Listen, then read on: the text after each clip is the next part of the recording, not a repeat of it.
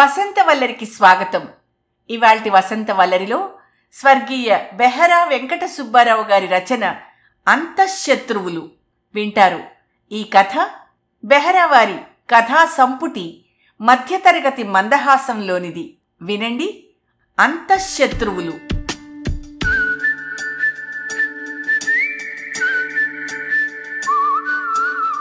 నమస్తే సార్.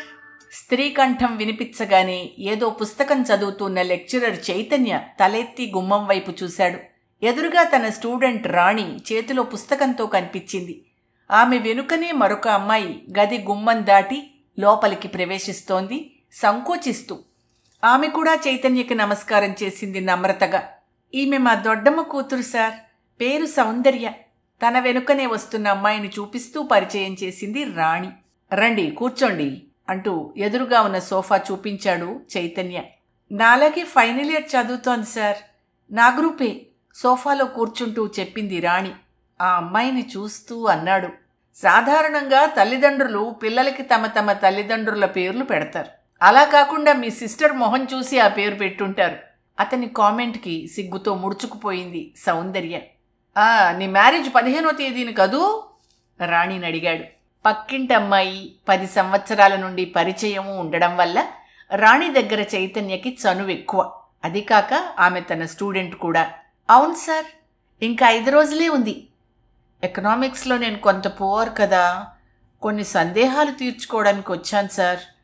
ఈ 3 రోజులు కాలేజీకి హాలిడేస్ కదా, అందుకని మీకు అభ్యంతరం లేకపోతే ఈ 3 రోజులు వస్తాం.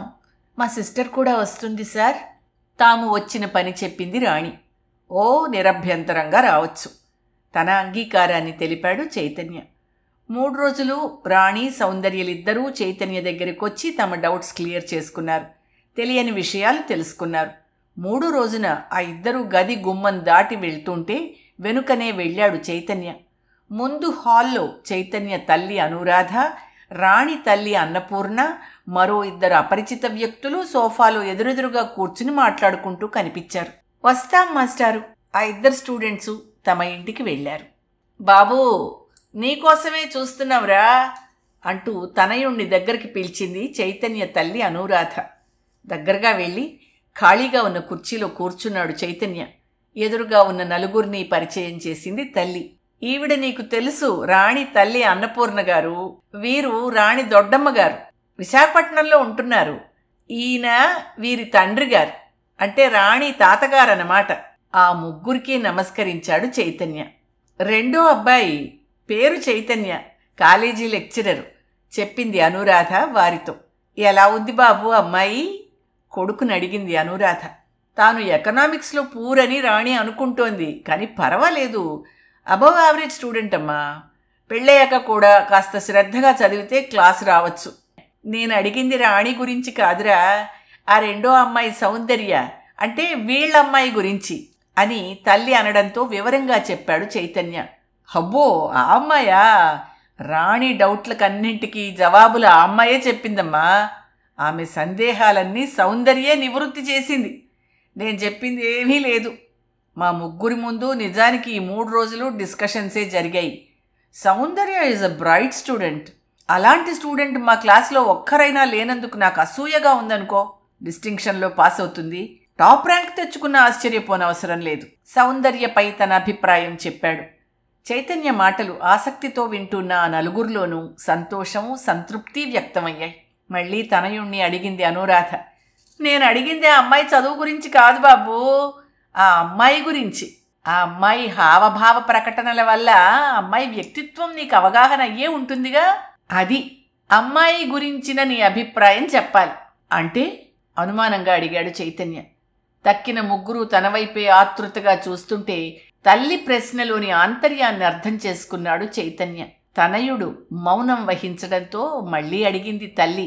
పెళ్లి చూపులంటూ పెద్దల మధ్య యువతీ యువకుల్ని కూర్చోబెట్టి చూసుకోమంటే ఇద్దరికీ ఇరకాటంగా ఉంటుందని, ఫ్రీగా మాట్లాడుకునే అవకాశం ఉండదని అంటూ ఉంటావుగా, అందుకే ఈ ఏర్పాటు చేశాను. నిజానికి ఈ విషయం రాణి సౌందర్యలకు తెలియనే తెలీదు. సౌందర్యని బలవంతంగా రాణికి తోడు అనే నెపంతో పంపాం. సైకాలజీ కూడా తెలిసిన వాడివి కదా, సౌందర్యపై నీకేర్పడిన అభిప్రాయం చెప్పాలరా. సౌందర్య నాకు నచ్చింది. వాళ్ళ నాన్నగారు రాణి పెళ్ళికి ఎల్లుండి వస్తారట. నువ్వు అంటే ఆయనతో మాట్లాడచ్చు అని ఆగింది అనురాధ. చైతన్య సమాధానం కోసం ఆ ముగ్గురులోనూ ఉన్న ఆతృత కొట్టొస్తున్నట్టు కనిపిస్తోంది. నీకు నచ్చితే నాకు ఇష్టమేనమ్మా. అయినా సౌందర్యలో తిరస్కరించాల్సిన అనర్హతలు లోపాలు ఏమీ లేవమ్మా. అతని మాటలకు అంతా ఆనందంతో తబ్బిబ్బయ్యారు. సంతోషం బాబు. మా అల్లుడు గారు వైజాగ్ నుంచి ఎల్లుండి వస్తారు. కట్న కానుకల విషయాలు అప్పుడు మాట్లాడుకోవచ్చు. వచ్చే నెలలో మంచి ముహూర్తాలున్నాయి. వివాహాల్లోనే సంబంధాలు కుదురుతాయని పెద్దలన్న మాట అక్షరాలా నిజమైంది. సంబరపడ్డాడు సౌందర్య తాతగారు. ఆ ముసలాయన కట్న కానుకల విషయం ఎత్తేసరికి చీకాకు పడింది అనురాధ. ఈ రాజమండ్రిలోనే ఈ మేడ కాక దానవాయిపేటలో మరో బిల్డింగ్ ఉంది బాబాయ్ గారు. తర్వాతేమో రావులపాలెం దగ్గర 2 కొబ్బరి తోటలు, 15 ఎకరాల మాగాణి ఉంది. మాదే బోలెడంత ఆస్తి. కట్న కానుకలు తీసుకునే ప్రసక్తి లేదు. అంచేత విషయాలు మాట్లాడుకోని అవసరం ఏమీ లేదు. లాంఛనాలు ఆయా సందర్భాల్లో జరిపించాలి. మా పెద్దబ్బాయి విజయవాడలో బ్యాంక్ ఆఫీసరు. పిఠాపురం వారి పిల్లని చేసుకున్నాం. వారు కట్నం ఇస్తామన్నా మా వారు తీసుకోలేదు. ఆయన వరకట్న వ్యతిరేకి.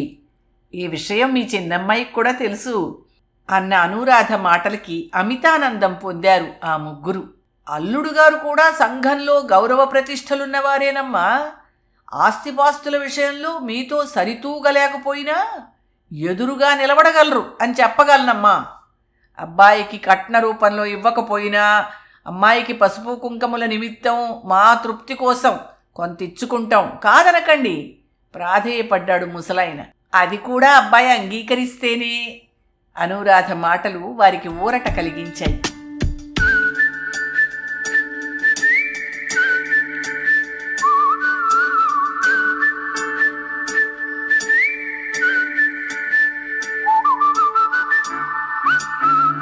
సాయంకాలం 6:30 అయింది. చైతన్య స్నేహితునికి రాత్రి 10 గంటలకు కాకినాడలో పెళ్లి. ప్రయాణానికి సిద్ధమవుతుండగా అక్కని, బావని, తండ్రిని వెంట పెట్టుకుని వచ్చింది అన్నపూర్ణమ్మ. సోఫాల్లో కూర్చున్నారు. ముసలాయన అల్లుణ్ణి పరిచయం చేశాడు. వీరు మా పెద్దల్లుడు గారు. పేరు లోక కళ్యాణమూర్తి. విశాఖపట్నంలో జిల్లా రిజిస్ట్రార్ ఆఫీసులో పనిచేస్తున్నారు. నమస్కార ప్రతి నమస్కారాలు అయ్యాయి. చైతన్యని, వారి సౌభాగ్యాన్ని చూసి సంబరపడ్డాడు లోక కళ్యాణమూర్తి. కాబోయే మామగారితో అన్నాడు చైతన్య, మనం ఓ సందర్భంలో కలుసుకున్నాం అని. జ్ఞప్తికి రాక నొచ్చుకున్నాడు లోక కళ్యాణమూర్తి. సారీ, జ్ఞాపకం రావడం లేదు. నా ఫస్ట్ అపాయింట్మెంట్ యలమంచిలి జూనియర్ కాలేజీలో. అవునండి, 3 సంవత్సరాల క్రితం యలమంచిల్లో సబ్ రిజిస్ట్రార్గా పనిచేశాను. ఆ తర్వాత ప్రమోషన్ ఇచ్చి జిల్లా రిజిస్ట్రార్ ఆఫీస్కి ట్రాన్స్ఫర్ చేశారు. యలమంచిల్లో కలుసుకొని ఉండుంటాం నమ్రతగా చెప్పాడు లోక కళ్యాణమూర్తి. మా నాన్నగారు రిజిస్ట్రార్ ఆఫీస్లో పనిచేస్తున్నారని మీ అమ్మాయి అంటే యూనివర్సిటీ రిజిస్ట్రార్ ఆఫీస్ అనుకున్నాను అని తన పొరపాటుని తెలియచేశాడు చైతన్య. లేదండి, మా అమ్మాయే మీకు వివరంగా చెప్పలేదు అన్నాడు లోక కళ్యాణమూర్తి. మా మేనమామ గారు ఇల్లు కట్టుకునేందుకు స్టేషన్కు దగ్గరలో ఓ సైట్ కొన్నారు. ఆ సైట్ రిజిస్ట్రేషన్ కోసం మీ ఆఫీస్కి నేను కూడా వచ్చాను. అప్పుడు కలిశాను. అది. ఐఎమ్ వెరీ సారీ, జ్ఞాపకం లేదు. మరోసారి నొచ్చుకున్నాడు కళ్యాణమూర్తి. ప్రతిరోజు ఎందరో పార్టీలు వస్తూ ఉంటారు, గుర్తు లేకపోవడం సహజం. ఆ ఇద్దరి సంభాషణలు చైతన్య తల్లికి కూడా విసుగు కలిగించాయి. అందుకే కలుగజేసుకోకుండా ఉండలేకపోయింది. బాబు చైతన్య, రాత్రవుతోంది, వారొచ్చిన విషయంలోకి వద్దాం అంది. రావు గారు, పెళ్లి విషయంలో నాకు కొన్ని పాలసీలు, అభిప్రాయాలు ఉన్నాయి అని చైతన్య అంటుంటే మధ్యలో అందుకున్నారు కళ్యాణమూర్తి. అలాగేనండి, మా వాళ్ళు అన్ని విషయాలు చెప్పారు. మీ పాలసీ ప్రకారమే కానిద్దాం అన్నాడు ఉత్సాహంగా. మీరు వైజాగ్ వెళ్ళాక వివరంగా లెటర్ రాస్తానండి. ఇప్పుడు మాట్లాడుకుందుకు టైం లేదు నాకు. ఈ రాత్రి 10 గంటలకి మా ఫ్రెండ్కి కాకినాడలో పెళ్ళి. మరో అరగంటలో కోటిపల్లి బస్టాండ్ నుంచి ట్యాక్సీ బయలుదేరుతుంది. మా ఫ్రెండ్స్ అంతా నా కోసం వెయిట్ చేస్తూ ఉంటారు అంటూ లేచాడు చైతన్య. మీరు మధ్యాహ్నం వచ్చుంటే బాగుండేదన్నయ్య గారు బాధపడుతూ అంది అనురాధ.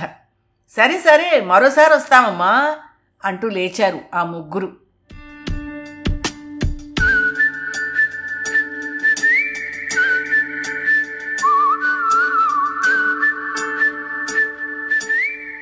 అనుకున్నట్టుగానే 4వ రోజున చైతన్య నుంచి లెటర్ వచ్చింది. లోక కళ్యాణమూర్తి ఆతృతగా కవరు విప్పి చదవసాగారు. శ్రీ లోక కళ్యాణమూర్తి గారికి చైతన్య వ్రాయునది. నాకు కొన్ని పాలసీలు అభిప్రాయాలు ఉన్నాయని ఆ రోజు మీతో చెప్పాను. వాటిని ఇప్పుడు వివరిస్తున్నా. స్మగ్లర్లు, బ్లాక్ మార్కెటీయర్లు, లంచగొండు ఉద్యోగులు, అవినీతిపరులైన ఆఫీసర్లు, ఇంకా ఇలాంటి వారు నా దృష్టిలో సమాజానికే కాదు దేశానికి కూడా అంతఃశత్రువులు. వీరు తమ వల్ల సమాజానికి, దేశానికి ఎటువంటి హాని కలిగినా పట్టించుకోరు. ఇటువంటి ధనార్జన పరుల నుంచి ఎవరైనా ₹1 అయినా ప్రత్యక్షంగా గాని పరోక్షంగా గాని లబ్ధి పొందితే వారు కూడా ఆ నెత్తురు కూడిని భుజించినట్టే అని నా అభిప్రాయం. ఇటువంటి వారు సంఘ బహిష్కృతులు కావాలి. ఇది నా ఒక్కడి వల్ల కాదు అని ఏ ఒక్కరూ అనుకోకూడదు. 3 సంవత్సరాల క్రితం యలమంచిలిలో సైట్ రిజిస్ట్రేషన్ కోసం మీ ఆఫీస్కి వచ్చాను.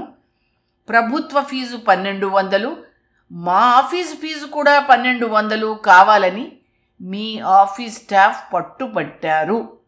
ఇది అన్యాయమని ఆ సందర్భంలో మిమ్మల్ని ప్రత్యేకంగా మీ రూమ్లో వచ్చి కలిశాను.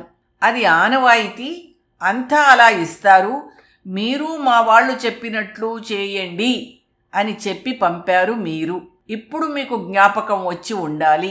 మీ అమ్మాయి పెళ్లి ఎంత కట్నమైనా ఇచ్చుకొని ఘనంగా పెళ్లి చేసే శక్తిని ఈ సమాజం మీకు సమర్పించింది కాదు, మీరు సమకూర్చుకున్నారు. పెద్ద సంబంధం తెచ్చుకోవడం మీకు అసాధ్యమైన పని కాదు. క్షమించాలి. ఇట్లు చైతన్య. ఉత్తరాన్ని మడిచి జేబులో పెట్టుకున్నాడు లోక కళ్యాణమూర్తి.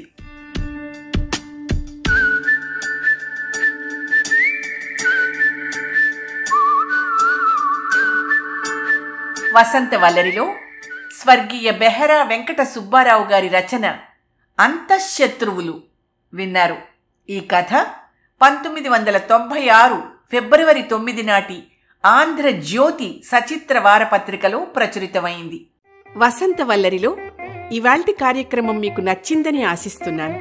అందుకే లైక్ చేసి మీ మిత్రులకు, బంధువులకు లింక్ను షేర్ చేసి మీ అమూల్యమైన అభిప్రాయాన్ని నాకు కామెంట్ బాక్స్లో తెలియచేయమని, వసంత వల్లరికి సబ్స్క్రైబ్ చేయమని విన్నవించుకుంటూ మీ వసంతలక్ష్మి అయ్యగారికి సెలవు. మరి థ్యాంక్ యూ.